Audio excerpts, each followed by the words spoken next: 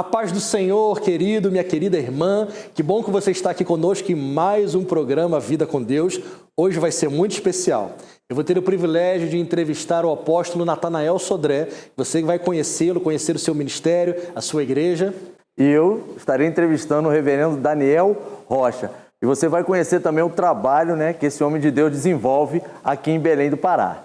Nós vamos também orar pela sua vida, vamos trazer a palavra do Senhor. Hoje é uma palavra especial, vamos ter louvor e adoração, então fica aí com a gente, compartilha com seus amigos que ainda dá tempo e vamos adorar o Senhor Deus juntamente conosco. Na grandeza do amor de Deus, na paz que leva até o céu, na ternura de um amanhecer, na força e luz do seu poder, ali estava o meu viver, a esperança de um novo ser.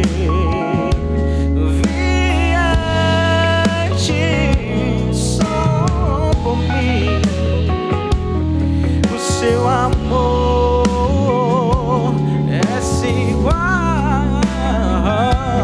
tanto amor,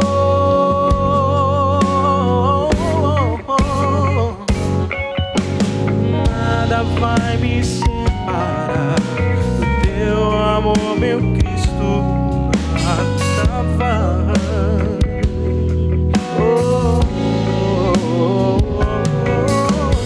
Nada vai me separar do teu amor, meu Cristo, nada vai. Na grandeza do amor de Deus, na paz que leva até o céu, na ternura de um amanhecer, na força e luz do seu poder, ali estava o meu viver, a esperança de um novo ser.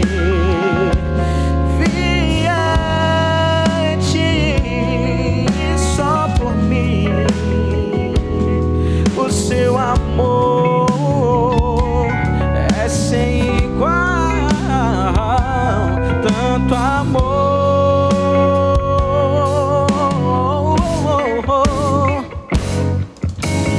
nada vai me separar do teu amor, meu Cristo, nada vai.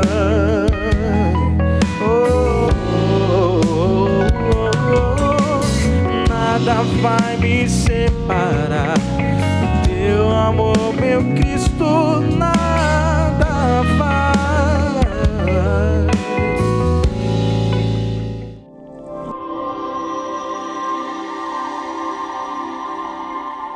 Estamos aqui hoje com o reverendo Daniel Rocha, ele é presidente da UMEB. Ele vai estar falando um pouquinho o que é para vocês, explicando.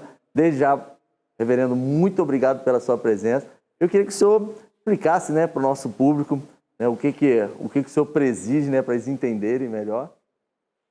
A paz do Senhor Jesus, é um prazer estar nesse programa para falar um pouquinho da nossa ordem dos pastores. Então, como já foi dito pelo pastor Marcelo, a OMEB é a Associação da Ordem dos Ministros Evangélicos do Brasil, Conselho Estadual do Pará. A nossa ordem, ela visa congregar líderes das diversas confissões evangélicas que nós temos dentro do nosso estado, fazendo um trabalho de unidade, promovendo esse crescimento da igreja em fraternidade, em amor, em respeito, e mostrando que, enquanto líderes que nós somos, nós temos também necessidades espirituais que precisam ser atendidas. E a nossa ordem, ela visa exatamente atender essas necessidades, mesmo porque o líder, ele diante do seu rebanho, ele é a referência e é nele que se vem buscar as respostas. E enquanto líderes, precisamos também de ter um conforto, consolo, um apoio, uma orientação. E então a nossa ordem ela se reúne e nessa reunião nós nos edificamos mutuamente. Ô, pastor, muito bom, né? Também, não é só isso não, esse homem faz um monte de coisa, hein? Também ele é responsável pela Marcha para Jesus. Eu queria, pastor, que o senhor também falasse um pouquinho sobre a Marcha para Jesus, né?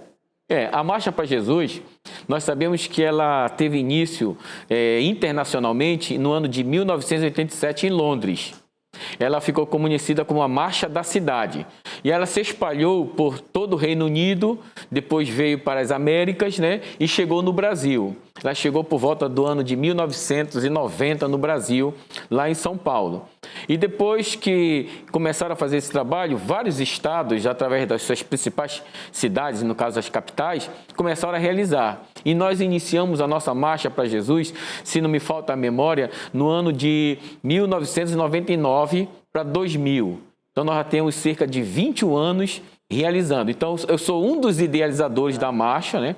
Essa marcha ela foi idealizada pela nossa ordem, tendo na presidência, na ocasião, o saudoso pastor Jerônimo Filho, que foi um grande referencial de liderança evangélica aqui no nosso estado.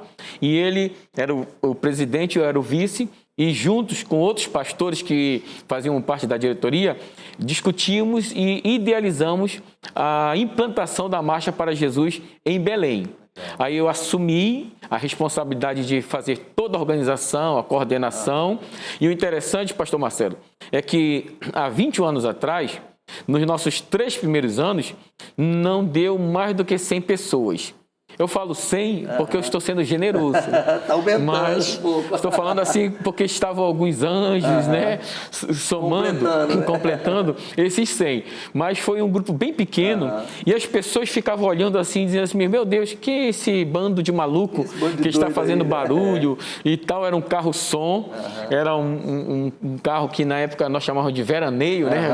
Os antigos devem saber que carro é esse. Tinha em cima o som e a gente começou a fazer proclamação na rua de Belém. Passado todo esse tempo, né, nós fomos organizando, chamando lideranças, visitávamos as igrejas e mostrando que a Marcha para Jesus ela é uma maneira de nós mostrarmos para a nossa sociedade que a igreja ela é viva e é atuante na nossa sociedade. Ela não está limitada a 4 paredes. Ela é viva, a igreja não são as 4 paredes, a igreja é o povo. E o povo então vai manifestando e por mais que nós tenhamos diversas denominações, ministérios e igrejas independentes, a igreja evangélica é uma só. Nós temos várias bandeiras que nos identifica, mas a nossa principal e bandeira que identifica todos é Jesus. Então nós levantamos a bandeira de Jesus. Aí o povo que não é evangélico, ele olha e vê, não, isso daqui está uma igreja representada por todas as denominações. E ao longo de todos esses anos, nós conseguimos uma lei municipal que reconhece a Marcha para Jesus como um evento cultural de natureza imaterial. E, por fim, no ano passado, nós conseguimos uma lei estadual que reconhece também a Marcha para Jesus como um evento cultural de natureza imaterial. E em 2019, nós tivemos assim o clímax em termos de participação, que nós botamos mais de 500 mil de pessoas nas ruas de Belém. De 100 para 500 mil. De 100 pessoas para 500 mil de pessoas, né? Então é uma construção de 21 anos, né? Com muitas lutas, muitos sacrifícios, mas hoje eu digo assim, a Marcha para Jesus é a principal ferramenta que a ordem utiliza, e não somente a ordem, mas uma principal ferramenta que Deus está utilizando para a unidade das igrejas na nossa cidade. Porque ali nós temos todas as denominações, confissões, todos os ministérios independentes participando da Marcha para Jesus. E ali todos declaram de uma maneira muito alegre, muito vibrante, que Jesus Cristo é o Senhor e que Ele recebe a nossa adoração. Nós não temos, não é objetivo da marcha, não é objetivo da marcha fazer protesto ou coisa parecida. Ela, na verdade, é declaração. É o povo ali alegre, nós temos várias vídeos, o povo alegre, dançando, celebrando o Senhor. Então é algo assim muito maravilhoso. Por quê? Porque ela tem também um caráter inclusivo. Ela até é de inclusão social. Para você participar de um grande evento, por exemplo, você vai ter aí que pagar. E lá o povo não paga, vai de graça. Ela fomenta o mercado informal, você vê as pessoas vendendo água, vendendo bandana e outras coisas. Então, ela é benefício para a nossa cidade também. Ela não só é espiritual, como ela atinge também a parte social e econômica da nossa cidade. Muito bom, pastor. E assim, o senhor falou algo, né, muito interessante, essa questão da união das igrejas, né? E eu queria que o senhor falasse do evento que será realizado agora, dia 24 de abril, né? Para que o nosso telespectador possa conhecer também o que vai acontecer dia 24. Na verdade, esse encontro que nós queremos fazer no dia 24, ele nasceu no coração de vários líderes. Então, não é uma idealização da UMEB, nem de outras organizações. São líderes, todos os líderes que compartilharam em reuniões e colocaram seus sentimentos, porque nós estamos vivendo um tempo muito difícil, um tempo de pandemia, muitas perdas, muitas dores, sofrimentos, né? Eu, particularmente, perdi pessoas muito queridas, né? E há pessoas que nós conhecemos que só na família já perderam 3 pessoas em menos de 10 dias. Então, a gente sentindo essa dor do povo brasileiro, das pessoas do nosso estado, da nossa capital, nós, líderes evangélicos, resolvemos fazer um projeto chamado Projeto Levi, que é Líderes Evangélicos pela Vida. E nós queremos nos reunir no dia 24 de abril, às 10 da manhã, lá no estacionamento do Mangueirão, e lá os carros vão afluírem para lá. Lá vai estar um trio elétrico montado, e lá nós vamos fazer um momento de adoração. Depois da adoração, nós vamos fazer alguns momentos de oração. 6 líderes de diferentes denominações evangélicas estarão fazendo um clamor, um após o outro, para que o Senhor passe esse tempo de luta, de dificuldade, né? Para que Ele traga um refrigério para a nossa cidade, para que os óbitos nos hospitais e nas clínicas, e quem está sendo levado a óbito pela Covid, então para que cesse esses óbitos, para que cesse a necessidade de ser entubado. Então a gente quer um milagre do Senhor nas vidas da nossa nação, para que elas possam viver um tempo bom, um tempo de Deus. Fazer como está lá no Salmo, né? Quando o Senhor mudou a nossa sorte, quando o Senhor mudou a nossa vida, aí então nós podemos cantar e sonhar. Então nós queremos fazer exatamente isso.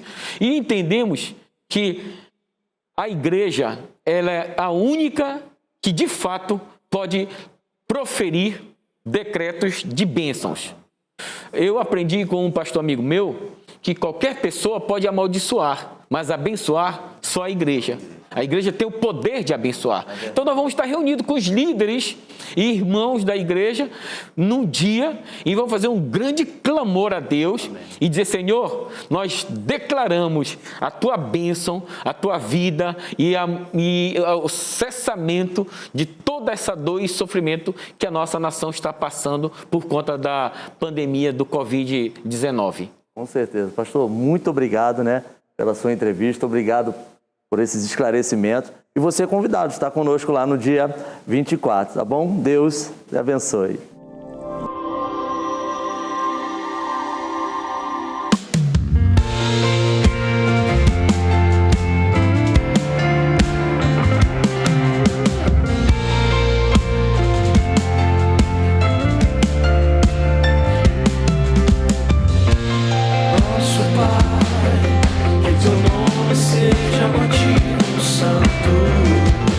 Venha o teu reino.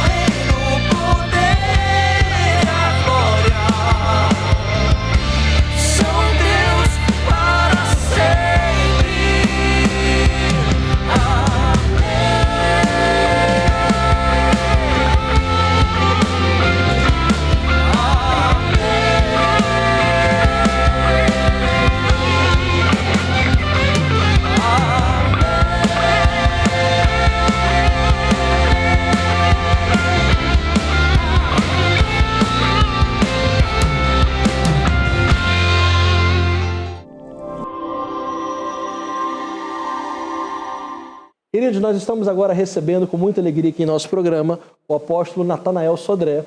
Ele lidera a Igreja Atos. Apóstolo, é um prazer muito grande receber o senhor aqui conosco no programa. Que bom. Prazer também nosso, meu prazer e de toda a Igreja Atos da Restauração, aqui em Belém do Pará. Nós somos uma igreja apostólica, trabalhamos com a visão apostólica e já há 13 anos que nós existimos na Avenida Tucunduba, no bairro do Guamá. Benção. Apóstolo, para quem porventura ainda não conhece, não conheceu, como é a igreja lá do senhor? Como foi a história que está estabelecida no Guamá, né? Que bênção, terra boa. Como é que começou a igreja? A Igreja Atos, ela começou com um trabalho de célula para pessoas viciadas em drogas. Pessoas tinham problemas com drogas. Então, eu e minha esposa, que hoje ela é apóstola, Dinaí, que está nos assistindo. Um beijo, meu amor, Deus te abençoe. Nós começamos a trabalhar e a juntar as pessoas que não estavam sendo evangelizadas.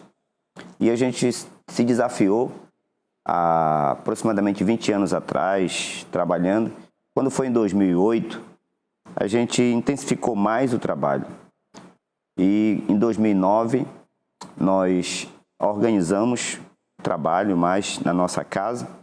E aí chegou um tempo que não tinha mais onde colocar essas pessoas. E aí o que aconteceu? A gente doou a nossa casa para fazer as reuniões espirituais com eles, atendê-los. E foi tomando proporção, porque depois vieram a família, né, familiares e a comunidade. E logo se estabeleceu uma igreja. E essa igreja se firmou e hoje ela tem feito assim, a diferença, eu creio que até dentro desta cidade. Glória a Deus, que testemunho lindo, né? E hoje a Igreja Atos da Restauração ela continua trabalhando com o evangelismo.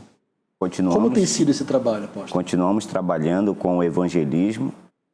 O evangelismo ele é o forte da igreja, né? Nós desenvolvemos trabalho celular. Hoje a gente já faz essa distinção, né, do trabalho com os jovens, com os adolescentes, com as crianças. Trabalhamos os homens, as células das mulheres, as células de casais. A gente tem encontros de casais. Nós temos as redes que funcionam mensais, todo mês tem as redes. E a igreja tem as células evangelísticas. As células evangelísticas, elas funcionam para ganhar vidas para Jesus. E assim, é muito fantástico quando a igreja ela se envolve diretamente com a evangelização. E a gente trabalha com o evangelismo, a gente faz o treinamento, a capacitação de discípulos para que entendam a missão do ID, né? Que o ID ele é uma determinação, é um mandato de Jesus. Jesus mesmo enviou. Lá em Mateus 28, capítulo 19, versículo 19, a gente recebe ali aquela palavra de Jesus e aí a gente assumiu aquilo com muita veracidade, né? E determinados, todos nós estamos evangelizando, cumprindo o ID de casa em casa, evangelizando e ganhando vidas. Pensa, apóstolo, isso é ser igreja, né? É ser Às igreja. vezes a gente como igreja, a gente fica preocupado em fazer tantas coisas e comprar e construir e fazer, mas a gente às vezes não dá tanto enfoque no principal, que é ir por todo mundo, pregar o evangelho, né? Esse mandamento de Jesus. Eu fico feliz que Deus tenha usado a vida do Senhor e de toda aquela equipe. E quais são assim, os projetos futuros também, além do evangelismo, quais são os projetos futuros também da Igreja do Senhor? Bom, o projeto que nós temos aqui para a cidade, né? Projeto a nível de cidade de Belém, é trabalhar o evangelismo da cidade mesmo, levando a igreja, o povo, capacitando a liderança para não olhar a igreja como apenas 4 paredes. Perfeito. Né? Mas fazer de cada casa uma igreja. Então é capacitar pessoas ao ponto de entenderem que cada um de nós já somos um líder apostólico. O que é um líder apostólico? Um líder apostólico é aquele que tem a visão da transformação, que a partir dele, não ele levando para o templo, mas ele indo até as casas, ele levando a mensagem de transformação nas casas. E a igreja, se a gente construir uma igreja para 5 mil, 10 mil, não vai dar a cidade toda. Mas se a gente construir a visão apostólica na vida dos discípulos, a igreja vai estar em todos os lugares. Que benção. E mais do que nunca, né, apóstolo? A gente está vivendo isso, né? Agora, eu estava conversando, o nosso pastor auxiliar aqui, pastor Marcelo, uma benção, a gente estava conversando um tempo atrás sobre isso, que é uma linha muito tênue. Por exemplo, nós hoje estamos vivendo o seguinte: cada casa nós queremos que seja uma igreja, porque a gente não está conseguindo se reunir, então o objetivo é isso. Mas também tem um lado oposto, que algumas pessoas também veem essa visão da seguinte maneira: não preciso mais estar na igreja. Sou só aqui minha casa é uma igreja, então não preciso comungar com outros irmãos. É o extremo oposto, né? Então eu creio que Deus nos convida a vivermos no equilíbrio, né? É exatamente por esse motivo que Jesus, ele separa, né? Jesus separa os 12 e ele capacita esses 12. Então é necessário que a igreja, nós como somos líderes, temos responsabilidade com a igreja local, temos responsabilidade de evangelizar, e um evangelismo com responsabilidade, né? Não é evangelismo solto, sem compromisso com o reino de Deus. Então é necessário que essas pessoas que são treinadas, elas sejam capacitadas para entender que estar na casa neste momento não é se desligar do corpo de Cristo, né? Estar na casa é como os discípulos de Jesus, que entraram naquela época em toda perseguição e não podiam se reunir no templo, né? Então eles estavam congregando nas casas. Então, ter uma congregação na sua casa não quer dizer que você e eu, agora a gente não tem mais compromisso com o corpo de Cristo, né? Porque nós só somos igrejas de verdade quando estamos juntos, né? Reunidos. Então tem que ter compromisso com o reino de Deus. E esse período que nós vivemos é um desafio, porque nós temos que conseguir fazer isso, né? Não nos desvincular da igreja, mas também ser igreja em casa, né? Que bênção. Apóstolo, que mensagem o senhor pode dar também para uma consideração final para o povo, uma palavra para o nosso povo nesse período tão difícil que nós estamos vivendo? Bom, a minha palavra que eu quero deixar para vocês é que está lá em João, capítulo 15, versículo 1, e Jesus diz que ele é a videira verdadeira e o Pai é o lavrador. E toda vara que nele está ligado, ele diz que essa vara ele limpa e vai dar muitos frutos. Então é um tempo de você não estar solto, de você estar dependendo e dependente de Cristo, dependente da palavra de Deus, acreditando nos profetas que Deus tem levantado nesse tempo para profetizar e as profecias acontecerem. Muitos não acreditaram que Jesus ele estava sendo enviado, que ele estava fazendo ali era a vontade de Deus. Mas aqueles que acreditaram nele, aqueles que realmente voltaram para a palavra que ele estava ministrando, alguns até deixaram tudo para seguir Jesus. E hoje você não precisa deixar tudo que você tem. Não precisa deixar sua casa, você não precisa deixar seu trabalho, você precisa apenas aceitá-lo.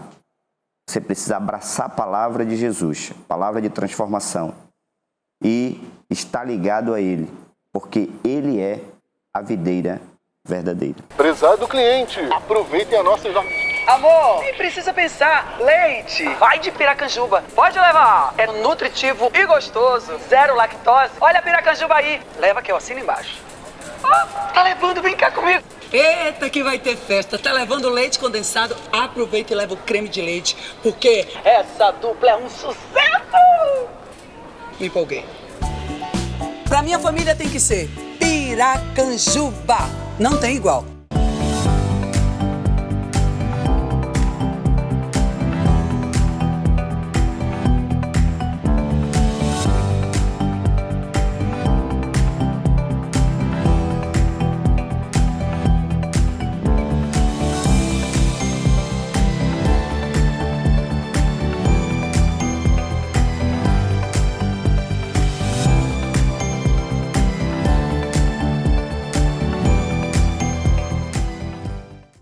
Quero falar com você hoje sobre a certeza das incertezas. Quero ler um trecho da Bíblia que está em Lamentações, capítulo 5, a partir do versículo 1. Lembra-te, Senhor, do que nos aconteceu. Considera e olha para a nossa desgraça. Os anciãos, versículo 14 diz, os anciãos já não se reúnem junto ao portão da cidade. Os jovens já não cantam mais. Cessou a alegria do nosso coração, a nossa dança se transformou em lamentações, caiu a coroa da nossa cabeça. Ai de nós, Senhor, porque pecamos. Por causa disso, nosso coração está doente e por causa dessas coisas, os nossos olhos se escureceram. Israel vivia o pior momento da sua existência. O profeta Jeremias, quem escreveu Lamentações, foi o profeta que falou sobre arrependimento para eles deixarem de adorar outros deuses, mas Israel não deu ouvidos a Jeremias, pelo contrário, o jogou numa cisterna, maltratou esse profeta, enfim, Deus fez o que falou que ia fazer através de Jeremias. A nação de Jerusalém foi destruída, foram deportados, a sua maioria para a Babilônia por Nabucodonosor. Os que sobraram ali em Jerusalém, eles não conseguiram produzir nada, apenas viver uma vida de tristeza profunda. O seu rei foi torturado, foi morto, os filhos do rei foram mortos, o templo foi destruído, o palácio foi queimado. Era uma desolação total que Israel estava vivendo. Não havia mais esperança, não havia segurança. Não havia mais alegria, não havia mais dança. Era um estado de calamidade total. E no meio disso tudo, Deus levanta o profeta Jeremias para, através da sua alma, fazer orações de clamor a Deus, dizendo: Pai, por favor, traz de novo a alegria para nós. Restaura-nos por completo, porque nós estamos vivendo de maneira terrível, como nunca experimentamos isso. Estamos assolados, estamos em desgraça. Essa era a oração de Jeremias para Deus por causa daquele momento em que eles viviam. Trazendo e aplicando para nós, guardadas as proporções, vivemos um tempo da mesma forma. Não conseguimos planejar nada, não temos mais certeza de nada. Tudo aquilo que nós julgávamos importante, de repente, perdeu o valor. Talvez essa pandemia ela possa nos ensinar algumas coisas. Uma delas, por exemplo, é sobre o desequilíbrio que nós vivíamos, gastando muito tempo com coisas que são frívolas. Sonhávamos tanto em, por exemplo, trocar de carro, comprar roupas melhores e ter títulos, e de repente tudo isso perdeu sentido porque nada disso tem valor. Qual de nós que agora, em meio à pandemia, está pensando em comprar roupas bonitas? Qual de nós está planejando trocar para um carro melhor? Parece que tudo isso perdeu sentido, porque nós vivíamos uma vida desequilibrada, focando muito em coisas que julgávamos ser importantes, mas descobrimos pela pandemia que não eram tão importantes assim. Vemos muitas famílias que hoje estão sentindo dificuldade de conviver dentro de uma mesma casa. Passava-se tempo, cada um na sua escola, no seu trabalho, e agora que tem que conviver, esse período de lockdown, todo mundo em casa, pessoas que estão tendo dificuldade de experimentar o essencial, a vida em família. O fato é que nós não temos mais certeza de nada. As incertezas tomaram conta de nós. Mas, ao mesmo tempo, eu quero te lembrar, não é o fim. Há uma esperança, há uma solução. Pastor, você pode dizer então, pode trazer para nós as respostas prontas do que devemos fazer ou quanto tempo ainda nós vamos passar por isso? É claro que não, meu irmão. O meu papel junto com o seu é clamar. É não deixar de crer, é ter esperança que o Senhor pode mudar a história da nossa nação. O mesmo Jeremias que fez essa oração, abrindo o coração, pedindo misericórdia ao Senhor, é o mesmo Jeremias que também fez a seguinte oração. Vê se você lembra dela. Jeremias capítulo 3, versículo 21 diz: quero trazer à memória o que pode me dar a esperança. As misericórdias do Senhor são a causa de não sermos consumidos. As suas misericórdias não têm fim, elas se renovam a cada manhã. Grande é a tua fidelidade. A minha porção é o Senhor. Diz a minha alma, portanto esperarei nele. O Senhor é bom para os que esperam nele, para aqueles que o buscam. Bom é aguardar a salvação do Senhor. O mesmo profeta que faz aquela oração rasgando o seu coração e mostrando a angústia, a tristeza pela desolação que estavam vivendo, é o mesmo profeta que diz: Senhor, eu espero na tua misericórdia. Eu vou trazer à memória aquelas coisas que o Senhor já fez na minha vida. Eu vou trazer à memória os milagres e as restaurações que o Senhor já produziu na minha vida. E como é que a gente pode aplicar isso na nossa vida? A primeira coisa é a gente lembrar, eu quero deixar aqui para nós 4 grandes certezas que nós podemos ter no meio dessas montes de incertezas que nós estamos vivendo. A primeira certeza que eu quero te lembrar é que Deus ouve a sua oração. Você talvez esteja nesse momento atribulado, com a mente confusa, e você talvez nem esteja sensível para conseguir ouvir o que Deus quer falar com você. Mas eu quero te lembrar que Deus te ouve, e as orações que, segundo a sua vontade, são feitas, Ele atende. Então não deixe de orar, não deixe de clamar, porque Ele vai te ouvir e vai fazer o que aprover ao seu coração, o coração dele. Outra certeza que eu quero lembrar você: Jesus disse que estaria conosco todos os dias. Não apenas nos bons dias ou não apenas nos maus dias, mas em todos os dias. Ele estará conosco até a consumação dos séculos, então não se esqueça disso nenhum só dia da sua vida. Quero te lembrar que a maior esperança que nós devemos ter foi a promessa que Jesus nos fez, que Ele voltará. E Jesus prometeu, pode passar séculos, terras, reis, reinos, gerações, Ele irá cumprir. A palavra do Senhor diz lá em 1 Pedro que algumas pessoas julgam a promessa do Senhor Jesus demorada, Ele não está voltando, mas a palavra do Senhor diz que Ele está dando tempo para arrependimento e salvação. Então não esqueça, Jesus vai voltar. E quando Ele voltar, essa é a quarta certeza que você pode ter, Ele nos levará os filhos de Deus para viver com Ele na eternidade. Na eternidade, diz a palavra do Senhor em Apocalipse 21 e Apocalipse 22, não haverá pranto, não haverá choro, não haverá dor, não haverá luto, tudo isso já terá passado. As coisas velhas ficaram para trás, viveremos para sempre numa vida de paz e alegria, veremos Deus face a face. Não precisaremos mais prantear. Não teremos mais pandemia, não, tudo isso vai ter ficado para trás. Aqueles que o Senhor Jesus levar para morarem com Deus, viverão para uma vida eterna, de eterna alegria e felicidade. No meio das incertezas em que estamos vivendo, não esqueça, o que Jesus prometeu, Ele vai fazer. No meio das calamidades, jamais esqueça, nada saiu do controle das mãos de Deus. Deus abençoe a sua vida. Chegamos ao fim de mais um programa Vida com Deus. Muito obrigado por permanecer conosco. Tenho certeza que você foi abençoado, edificado com essas entrevistas, com esses homens de Deus. E nós queremos agora, pastor, vamos orar abençoando essas famílias. Vamos lá? Vamos sim. Vamos orar? Pai, muito obrigado, Senhor, por este programa. Obrigado, Senhor, por esses momentos que vivemos aqui. Obrigado por tudo que aprendemos, tudo que ouvimos. E agora, na autoridade do nome de Jesus, nós queremos, Senhor Deus, te pedir, Senhor, te suplicar uma bênção toda especial para aquele que nos ouve, para aquele que nos assistem, Senhor. Deus, em nome de Jesus, se há alguém com alguma doença, nós te pedimos, Senhor, que a tua cura, Senhor Deus, alcance esses lares. Deus, nós te pedimos, Senhor, aqueles que estão acometidos do Covid, que os pulmões sejam limpos agora, Senhor Deus, em nome de Jesus. Que toda infecção no sangue saia agora na autoridade do nome de Jesus. E que as pessoas possam ter a esperança vinda de Ti, Senhor. Pai, muito obrigado por tudo, Senhor, que o Senhor tem nos dado. Obrigado, Senhor Deus, pelas nossas vidas. Obrigado pelas nossas famílias. Obrigado pelas nossas igrejas. Pai, muito obrigado. Eu te pedimos em nome de Jesus. Amém e amém. Deus abençoe você. Nos vemos no próximo programa. Amém.